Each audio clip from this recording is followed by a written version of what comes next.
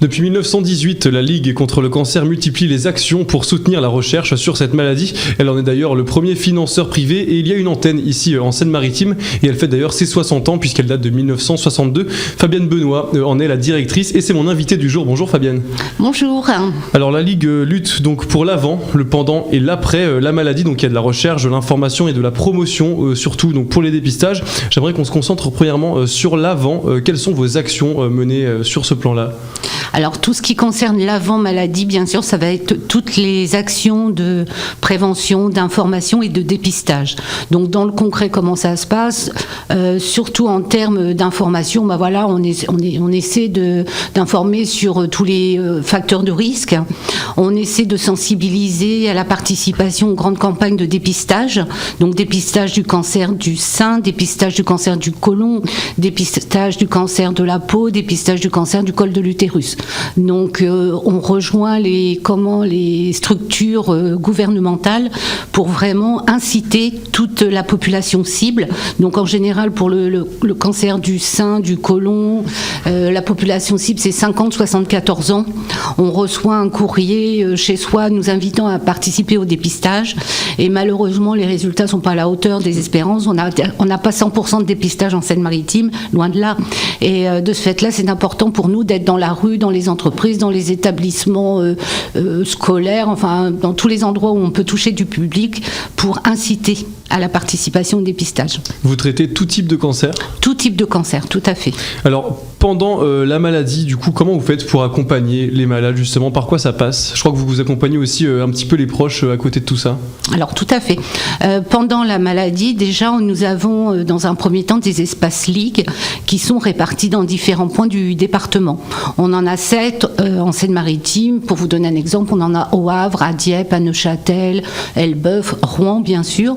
Donc, ce qui permet d'avoir un accès de proximité pour toutes les personnes touchées par le cancer et qui souhaiteraient avoir déjà dans un premier temps une information sur l'accompagnement possible que la Ligue peut leur apporter. Dans un second temps, l'accompagnement qu'on peut faire, on a une offre de soins de support et de bien-être. Alors que sont les soins de support et de bien-être ? Ce sont des soins de socio-esthétique, des soins de relaxation, de la sophrologie, de l'activité physique adaptée. Il est extrêmement important, même pendant les traitements, de continuer une activité physique. Ça permet de mieux supporter les effets secondaires et éventuellement ça permet d'éviter les rechutes. Donc on propose tous ces soins de support totalement gratuitement pour toutes les personnes atteintes d'un cancer à partir du moment du diagnostic jusqu'à 5 ans de rémission. Vous avez évoqué la sophrologie, oui. Notamment. C'est important, justement, cette sophrologie dans l'accompagnement des malades. En quoi c'est important ? C'est important parce que ça permet de gérer le stress par des techniques de respiration qu'on apprend quand on vient chez nous, quand on prend des cours pendant les séances, et après de les reproduire chez soi pour gérer les périodes les plus difficiles avant d'aller, faire une chimiothérapie ou des rayons, etc. Ou pendant des périodes d'angoisse aussi. Donc ce sont des choses dispensées par des sophrologues, j'imagine, des professionnels ? Absolument. Tous les soins de support qu'on propose sont dispensés par des professionnels diplômés. Alors il y a quelques jours, c'était aussi la semaine de la lutte contre le cancer, donc c'était du 14 au 20 mars, donc c'était il y a pas longtemps du tout. En quoi consiste une telle semaine et qu'est-ce que vous avez fait du coup pendant cette semaine ? Je crois qu'il y avait notamment beaucoup de communication surtout. Oui, tout à fait. La semaine de lutte contre le cancer est présente depuis de très nombreuses années et à l'origine, ça permettait d'avoir des bénévoles dans les rues pour quêter sur la voie publique et recueillir des fonds au bénéfice des associations et notamment de lutte contre le cancer. Donc aujourd'hui, il est évident qu'on ne peut plus aller dans la rue quêter, c'est quelque chose qui ne se fait plus et de toute façon, les bénévoles ne veulent plus le faire. Mais ça permet justement de communiquer énormément sur notre association, évidemment, en l'occurrence, et d'essayer de collecter un maximum de fonds pendant cette période, mais aussi de rappeler toujours combien il est important d'avoir une bonne hygiène de vie, etc., de communiquer sur le cancer de façon très générale. Le cancer, justement, c'est loin d'être quelque chose de minime. 1 homme sur 2 se verra être diagnostiqué d'un cancer avant 85 ans. Pour les femmes, c'est 1 sur 3, donc c'est quand même énorme. Est-ce que la lutte contre le cancer devrait être davantage une priorité pour vous, surtout à l'approche des élections qui arrivent ? Alors bien sûr, ça devrait être une priorité, mais quelque part ça l'est, puisqu'on a pu constater qu'avec les différents gouvernements mis en place, il y a toujours eu une stratégie cancer. Alors c'était les plans cancer, on a eu le plan, on en était au 3e plan, et aujourd'hui on est sur une stratégie décennale, donc à 10 ans, pour pouvoir déterminer des axes de réflexion, et justement pour déterminer les faiblesses du système en général et y apporter des réponses.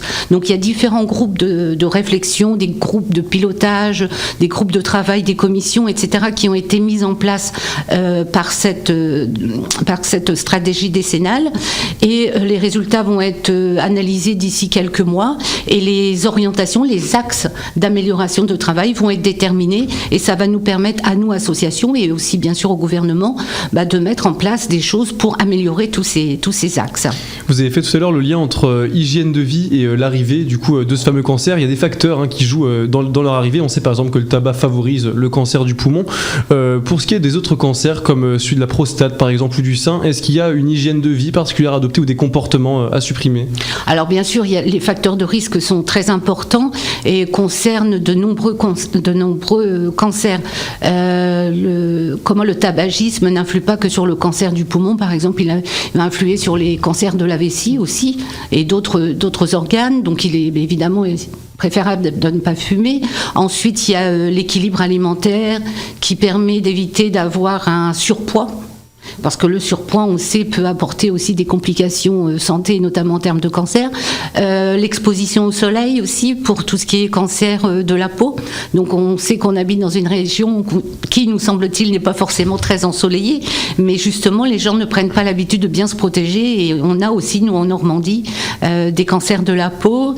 Et l'activité physique est très importante aussi pour avoir une bonne hygiène de vie, quoi. Donc il y a, je dirais qu'il faut essayer d'avoir la meilleure hygiène de vie possible pour éviter au maximum d'avoir un cancer, quoi. Et est-ce que l'environnement dans lequel on vit, dans lequel on se situe, peut favoriser l'arrivée de certains cancers? Bien sûr. On va dire tout ce qui est pesticides peut apporter induit des cancers, la pollution, oui, ça joue énormément. Après, il y a aussi les cancers professionnels aussi qui peuvent jouer énormément et pour lesquels on essaie de lutter et d'éviter que les personnes soient trop en contact de produits nocifs, etc. Alors il y a eu, donc là on est au mois de mars, il y a eu le mois de mars bleu. En quoi consiste premièrement ce mois-là et qu'est-ce que vous avez pu faire pendant ce mois-là avec la Ligue contre le cancer?